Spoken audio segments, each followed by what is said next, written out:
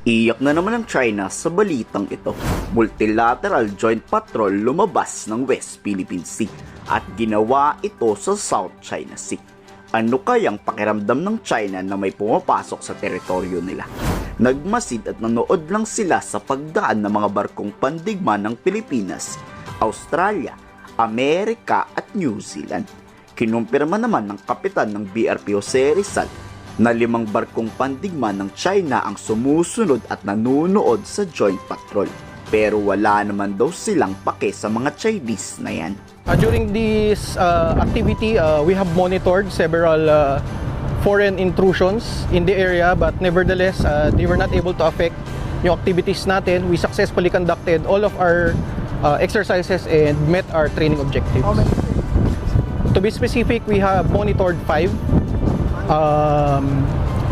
unwanted foreign intrusions, pero di naman sila nakalapit sa atin.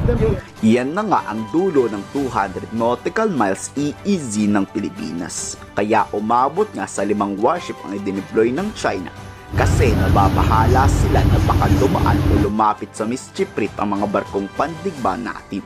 Kilala ang mischief reef na teritoryo ng China dahil sa kanilang military base doon.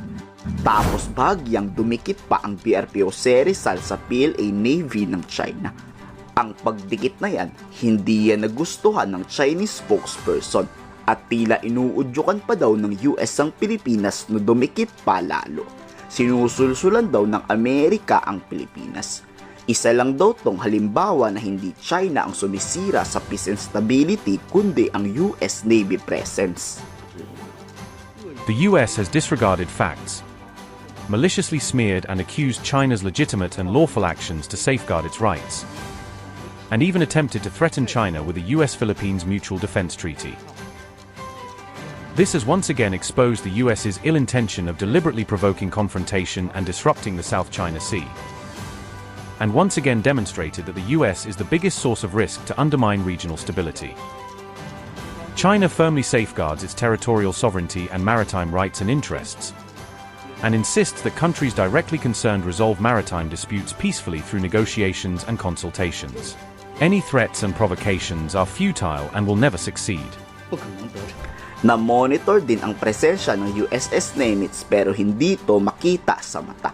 Kita lang ito sa satellite image na nasa Pag-asa Island, West Philippine Sea ang aircraft carrier. Hindi naman na-monitor na ang USS George Washington na nasa Bao de Masinloc noong nakaraan. Bumalik na pala ito ng Japan dahil nasa South Korea ngayon si US President Donald Trump. Kinagabihan niya may na-detect ang BRP Jose Rizal na drones pero hindi naman ito isang attack drones kaya hindi sila nabahala. Pero kung attack drones daw yan, may countermeasures silang nakahanda dyan. Apekto lang naman ito if it is weaponized. We have existing countermeasures for that, for drone attacks. Nagiging agresibo na nga ang Pilipinas. Kung ipapakita kasi natin na duwag tayo, mas lalong magyayabang yung mga Chinese. Kayo, nagustuhan nyo ba ang pagrereklamo na naman ng mga Chekwa? I-komento sa baba ang inyong saloobin.